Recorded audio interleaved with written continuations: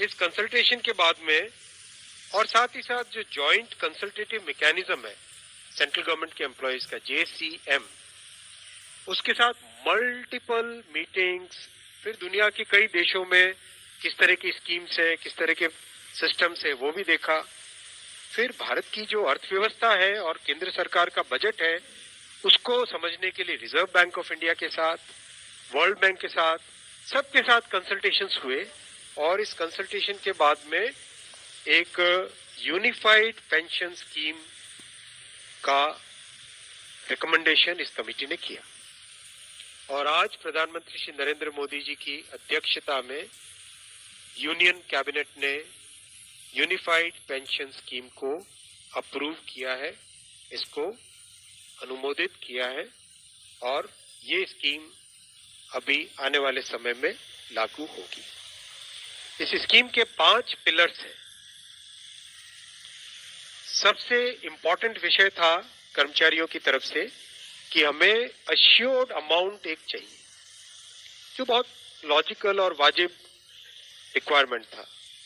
तो इस डिमांड पे एक मेथोडिकल वे में काम करके और एक्चुअरियल साइंसेस, जो लोग आगे का भविष्य का रिक्वायरमेंट वगैरह कंप्यूट करने का एक तरीका होता है जिसको एक्चुअरियल साइंस बोलते हैं, उनके साथ मिलके कई तरह के फाइनेंशियल मॉडल्स को प्रोजेक्ट करके और सबके साथ मिलके एक सिस्टमेटिक तरीके से 50% अश्योर्ड पेंशन, ये इस यूपीएस का सबसे पहला पिलर है।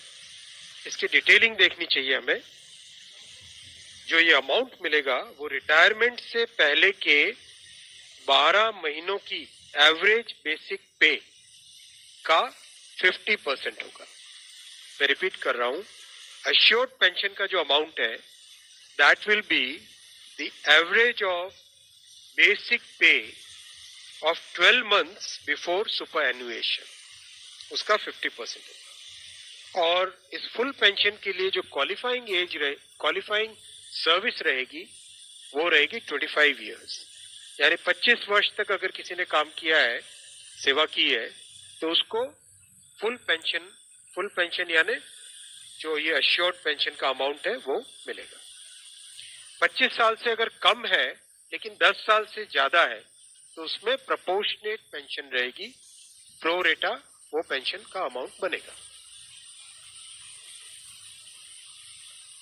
जो कभी किसी कर्मचारी की डेथ हो जाए तो फैमिली पेंशन एक बहुत बड़ा, स्पाउस के लिए ये बहुत बड़ी एम्प्लॉयज की एक रिक्वायरमेंट थी, डिमांड थी।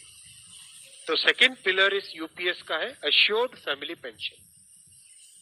किसी भी कर्मचारी के डिमाइज से पहले, इमीडिएटली पहले जो पेंशन थी, अमाउंट था, उसका 60% मिलेगा एम्प्लॉय के, डिसीज्ड एम्प्लॉय के स्पाउस को। ये सेकंड पिलर है। थर्ड पिलर है अश्योर्ड मिनिमम पेंशन। कई बार देखा कि सर्विस कम होती है और कंट्रीब्यूशन जितना हुआ है उससे एक सफिशिएंट अमाउंट नहीं मिल पाता था, और ये अपने आप में एक बड़ा विषय था केंद्र सरकार के कर्मचारियों का और एनपीएस में जुड़े सभी कर्मचारियों का।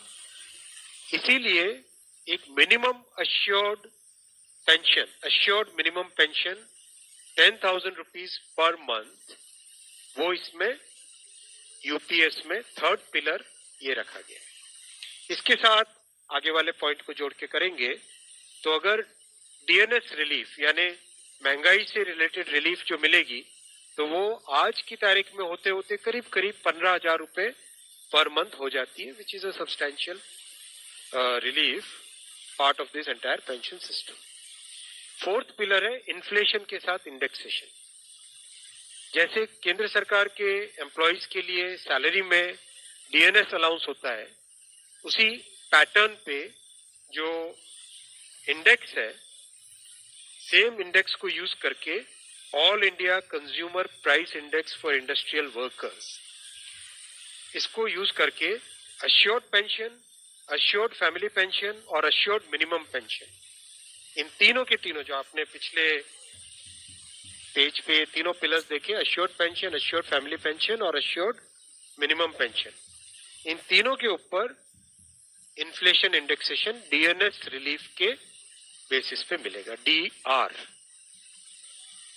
ए की जगह DR, डीएनएस रिलीफ। पांचवा पिलर है इस स्कीम का lump sum payment at superannuation in addition to gratuity. ये एक तरीके से बहुत ही इंपॉर्टेंट और बहुत ही बड़ी एक रिलीफ मिलेगी।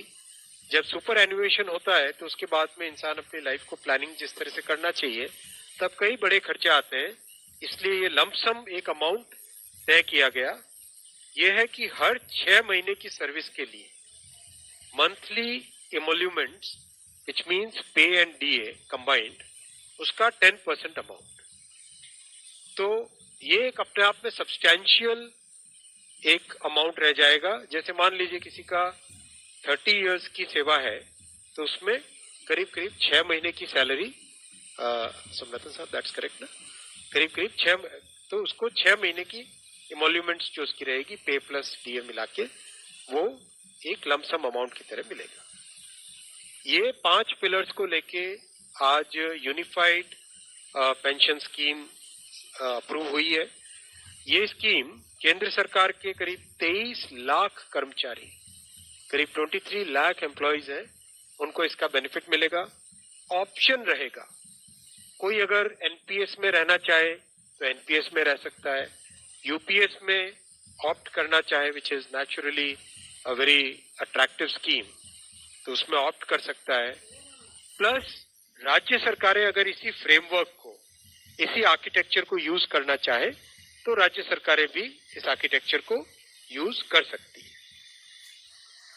अगर राज्य सरकार के कर्मचारी भी इसमें शामिल होते हैं तो करीब 90 लाख के आसपास टोटल कर्मचारी इसका बेनिफिट मिलेगा। सबसे इंपॉर्टेंट जो आज के इस फैसले का बहुत ही महत्वपूर्ण पार्ट है वो है कि कर्मचारियों पर इस स्कीम का भार नहीं पड़ेगा। আপোনালোকে নিশ্চয় কেন্দ্ৰীয় চৰকাৰৰ এই সিদ্ধান্তৰ বিষয়ে আপোনালোকে শুনিলে। চমুকৈ আমি এই আঁচনিখনৰ বিষয়ে আপোনালোকক ক'ব বিচাৰিছোঁ। ইউনিফাইড পেঞ্চন স্কিম অৰ্থাৎ UPS আঁচনি আৰম্ভ কৰাৰ কাৰণে কেন্দ্ৰীয় চৰকাৰে সিদ্ধান্ত গ্ৰহণ কৰিছে।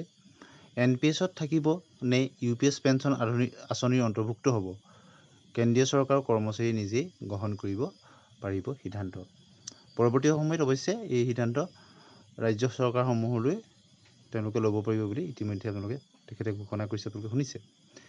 UPS পেঞ্চন আঁচনি 1 এপ্ৰিল 2025 পৰা আৰম্ভ হ'ব। 2004 চনত অৱসৰ লোৱা কৰ্মচাৰীৰ বাবেও UPS প্ৰযোজ্য হ'ব। ৰাজ্য চৰকাৰেও UPSৰ নতুন মডিউলত লোৱাৰ সিদ্ধান্ত ল'ব পাৰিব। NPSৰ পৰিৱৰ্তে কেন্দ্ৰীয় চৰকাৰে UPS পেঞ্চন আঁচনি আনিছে আৰু প্ৰথম বছৰত UPS ৰূপায়ণৰ কাৰণে 6,250 কোটি টকা খৰচ কৰিছে আৰু বকেয়াৰ কাৰণেও 800 কোটি টকা নিৰ্ধাৰণ কৰা হৈছে।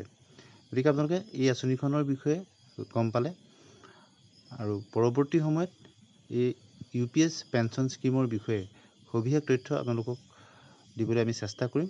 আমাৰ হাতত যিমানখিনি ইনফৰমেশ্যন আছিলে আপোনালোকক আগত শ্বেয়াৰ কৰিলোঁ। আপোনালোকে নিশ্চয় বুজি পাইছে যে NPSতকৈ UPS কৰ্মচাৰীসকলৰ কাৰণে যথেষ্টখিনি লাভৱান হ'ব।